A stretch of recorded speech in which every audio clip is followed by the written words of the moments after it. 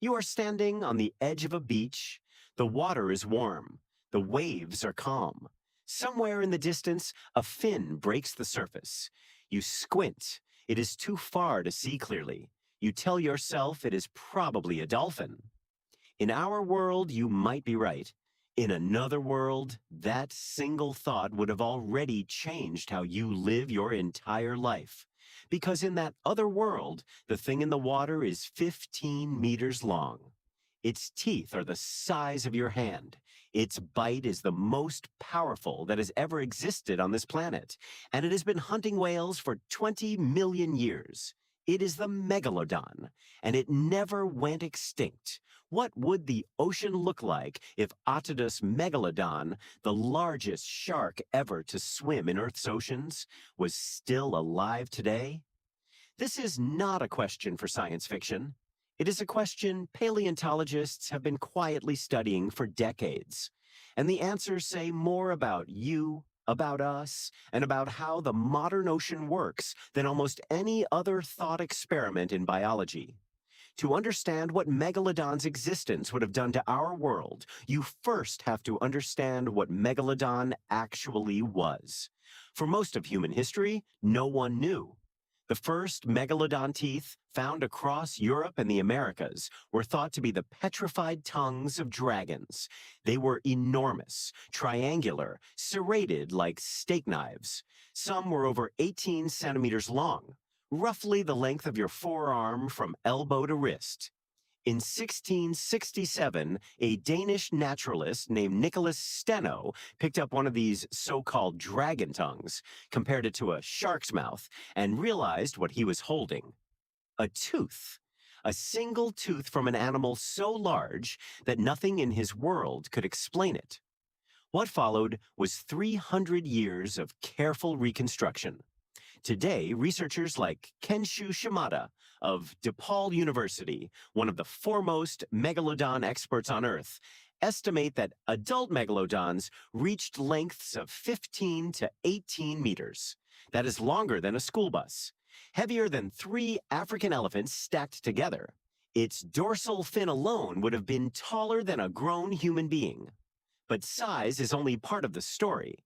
A study published in 2022 by Jack Cooper at Swansea University used three-dimensional modeling to reconstruct what a living megalodon would have actually looked like. The numbers were staggering.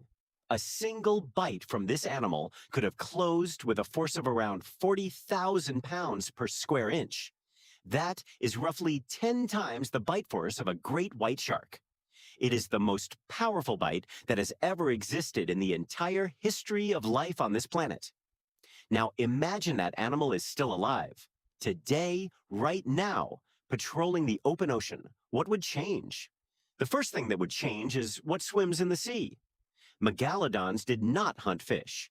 They hunted whales.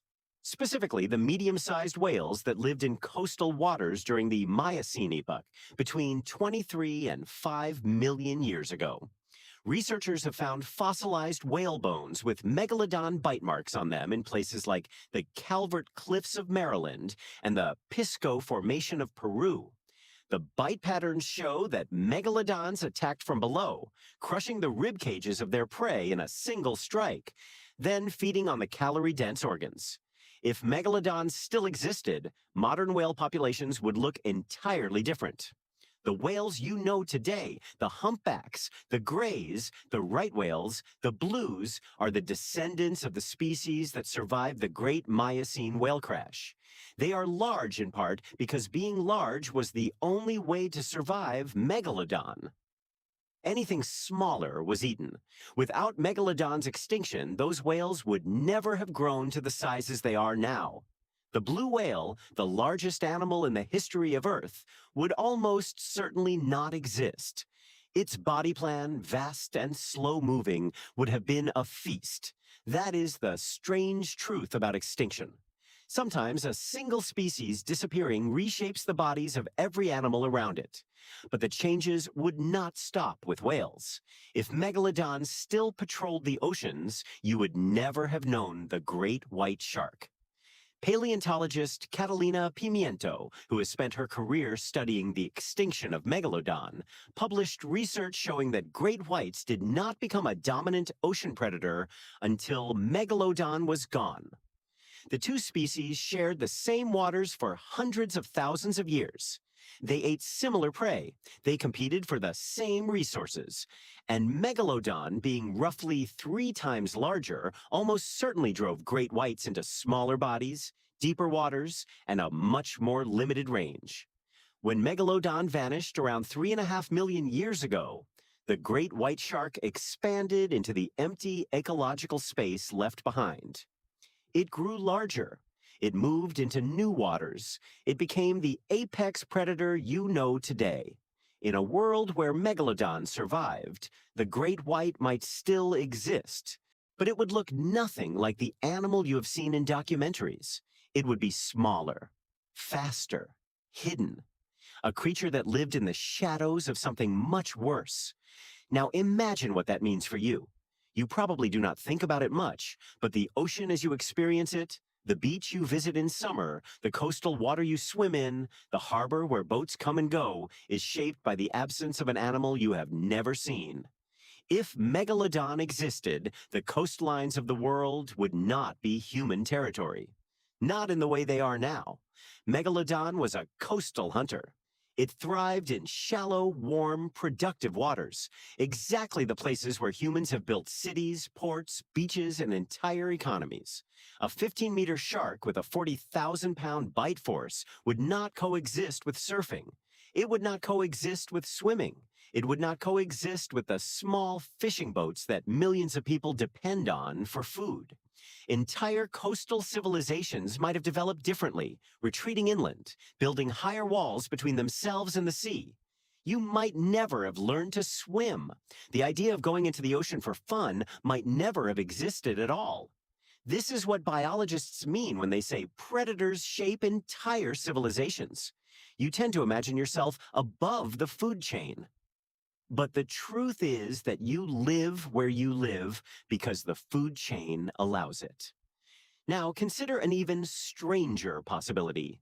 Researchers at the University of Zurich, led by paleontologist Catalina Pimiento, have studied the climate conditions that Megalodon required to survive. The animal needed warm water, lots of it. Its enormous body produced an enormous amount of heat, and its prey was concentrated in tropical and subtropical zones. As global temperatures cooled at the end of the Pliocene epoch, Megalodon's habitat shrank. The whales it depended on migrated to colder waters where Megalodon could not follow. Its food supply collapsed. Its body plan, optimized for warm, shallow seas, became a liability. Megalodon, in other words, was killed by climate change. Now consider what is happening to your oceans today. Sea temperatures are rising, tropical zones are expanding. The same conditions that Megalodon thrived in, warm, productive coastal waters teeming with calorie-rich mammals, are returning. If a population of megalodons had survived in some remote deep-sea refuge hidden from human eyes for millions of years, the modern world would be the closest thing to its ideal habitat in millions of years. This is what marine biologist Robert Beisenecker has called the haunting irony of megalodon extinction. The animal disappeared because the planet got too cold, and the planet is now getting warm again.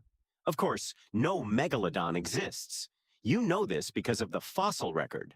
Sharks shed thousands of teeth in their lifetimes, and those teeth fossilize easily. If Megalodon were alive somewhere, you would be finding its teeth on beaches every year. You are not. The deepest parts of the ocean are too cold and too food poor to sustain a population. The hypothesis is closed, but the thought experiment remains useful because it shows you something important. The ocean you swim in is not a neutral background. It is the product of every predator that has ever lived, every extinction that has ever happened, every species that has ever vanished. The beach is shaped by absence. The harbor is shaped by absence. The deep blue space beyond the horizon is shaped by absence. You exist in the comfortable beach-going, surfing, scuba diving relationship you have with the sea because of an animal that died 3.5 million years ago. When you stand on the shore and look out at the water, you are looking at a quiet world. A world where the largest predator is a creature that, by Megalodon standards, is small. Where humans can build boats and ports and economies on the edge of an enormous wilderness. Where children can play in the surf. In another version of this planet, that would not be true. The ocean would be a place you visit only with extreme caution, if you ever visited it at all. The shape of human life would have bent around the presence of something far older, far hungrier, and far more powerful than anything you have ever had to share the planet with. The Megalodon is gone, but its absence is part of you. The next time you stand at the edge of the sea, remember what is not there. Remember that the calm you feel is borrowed from extinction.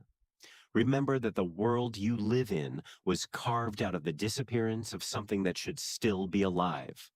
And remember that the warming oceans you read about in the news are pulling the planet back toward the exact conditions in which it ruled. Megalodon never came back. But the world it wanted is returning. Thank you for watching. If you enjoyed this content, please subscribe for more videos. See you in the next one.